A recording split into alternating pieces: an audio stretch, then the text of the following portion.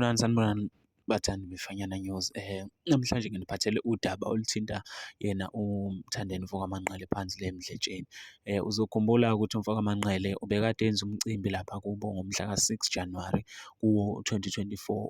Enza umcimbi oyindumezulu la khona e-celebrate ingoma yakho as i-song of the year, iPiris.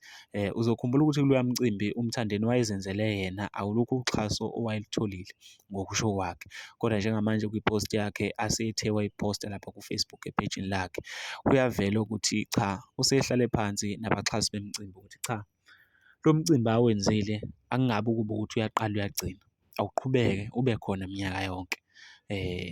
Lo mcimbi abewenze ngomhla ka-6 January.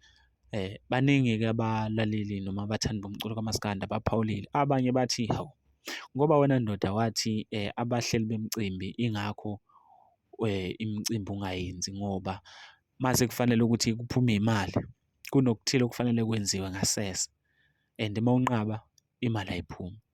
Bathi manje kuza kanjani ukuthi wena ugcine usuhlala phansi nabahleli bemicimbi senithatha iy'nqumo zokuthi cha, lo mcimbi oyindumezulu obumuhle kangaka obukade wenzile kini uphinde futhi uqhubeke iminyaka yonke.